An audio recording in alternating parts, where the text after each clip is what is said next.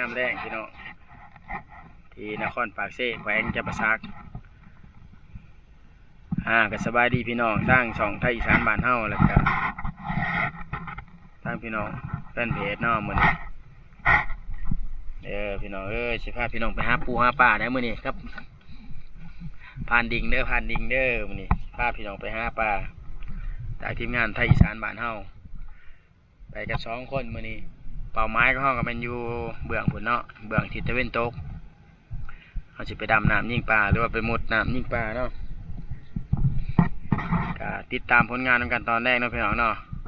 มาพันดิ่งสีมานบอกพาพี่น้องไปหาอยู่หากินเอาโศกสีมานบอกกับไปติดตามนำกันตะเว้นกำลังจะตกดินพี่น้องบรรยากาศยามแรงงามๆนำกันพี่น้องงามเกินวันนี้เขาจะขึ้นเนื้อนะพี่น้องวันนี้จะพาพี่น้องไปลุมนี้อันนี้เป็นอาวุธของเขาที่เราจะเตรียมไปเนาะก็คือปืนสมองหรือว่าหนานี่ปืนน้ำเนาะโอ้งามมีแต่มาลุ่นมาติดตามกับพานดิงมาพานดิงจะพาพี่น้องไปโศกไปม้านสำไรเนาะจะได้หน่อยได้ร้ายสำไรเนาะจะมีคลิปสอดเลดสอดโบเลดจังได้กับติดตามส้มน้ำกันได้พี่น้องเด้ออย่าลืมฝากกดติดตามกดไลค์กดแชร์ทั้ง2ไทยอีสานบ้านเฮา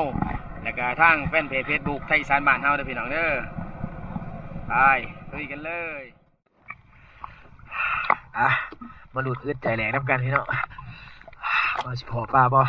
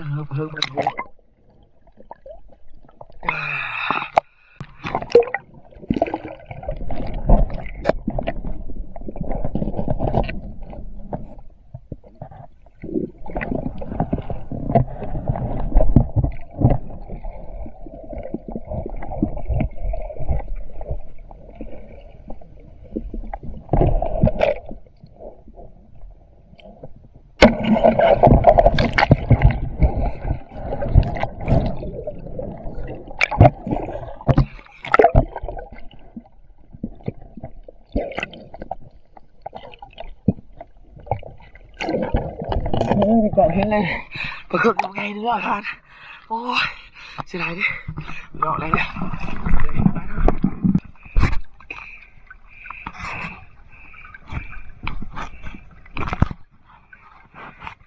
วพี่น้องมาเพียดตัวใดเข้าเดี๋ยวดูดลองต่อไปพี่น้อง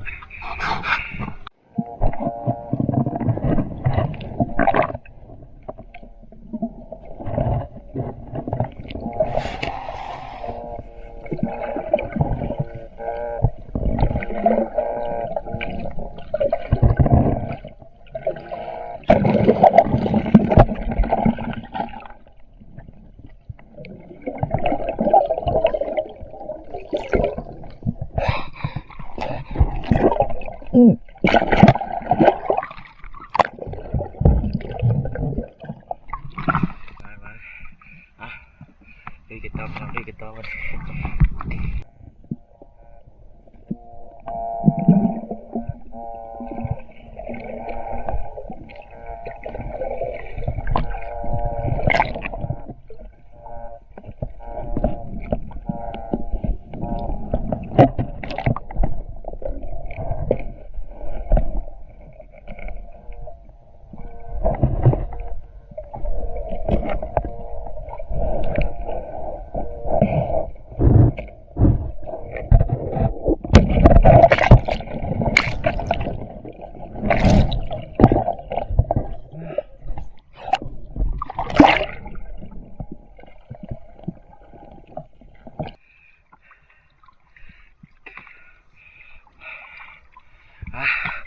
ไงหนาวไรแห้งพี่น้องเอ้ยหลุดไปเรื่อยๆไปเลย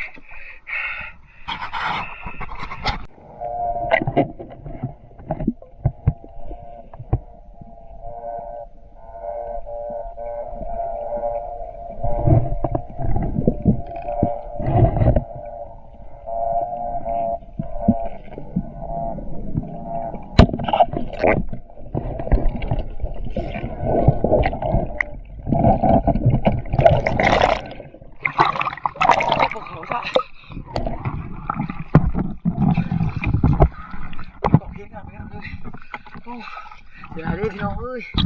เครื่องตกไงยิ่งบนเขา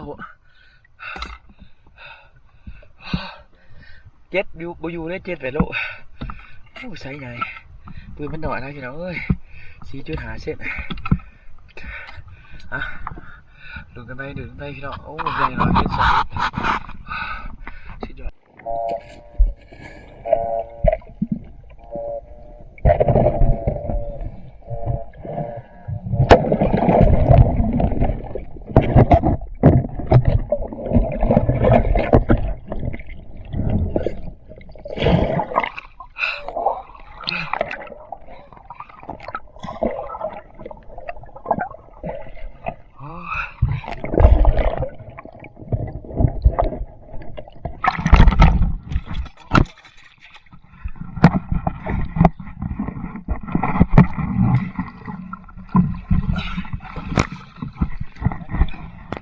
อย่าให้ยิงมาเครื่องบนเขาพี่น้องเปลี่ยนปืนบอกไงลูกไม่ได้แห้งแล้วพี่น้องวันนี้5 สีแดงบาทไทยบาทบอลนะพี่น้องเนาะเดี๋ยวผสมของงานกันนะ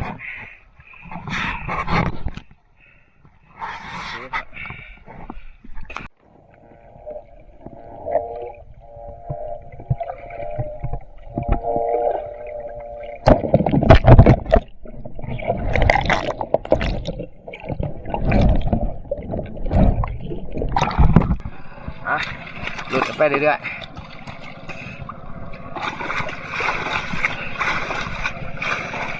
ตะเพียใส่งามๆพี่น้องเอ้ย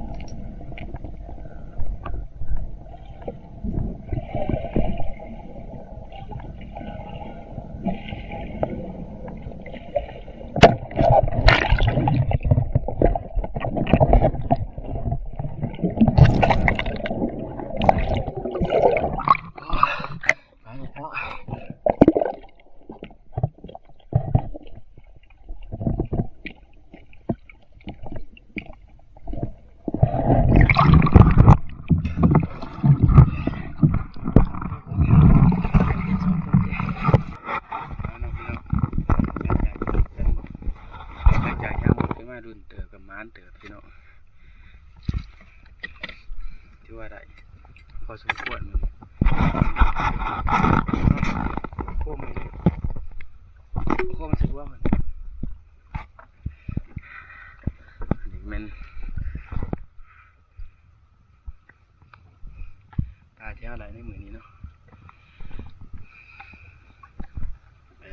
ใส่ไปแกงพี่น้องใส่คุ้ม2 อย่างเลยเพียเนาะพอเครื่องเขาก็ยิงบ่ถือยิงถือแต่บ่เขาสรุปผลงานเขาก็บ้านเติบพี่น้องก็ที่นี่ยกเพียงเท่านี้แล้วพี่น้องก่อนสิจากไปก็อย่าลืมกดติดตามกดไลค์กดแชร์พี่น้องทาง2ไทยอีสานบ้านเฮาแฟนเพจ Facebook ก็ไทยอีสานบ้านเฮาเดี๋ยวเลิกพบพอกันไหมก็ผ่านดิงหมู่กันนะพี่น้องมามุดยิงปลายเบิ่งอีกจะต้องเปลี่ยนกันอีกเนาะพอกันไหม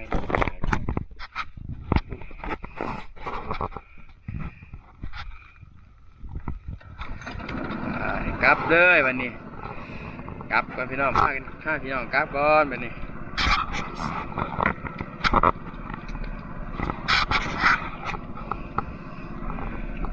กันไปในภาพนี้เนาะพี่น้องเนาะรอบหน้าพอกันใหม่พี่น้องขอกล่าวคำว่าสบายดีพี่น้องจวด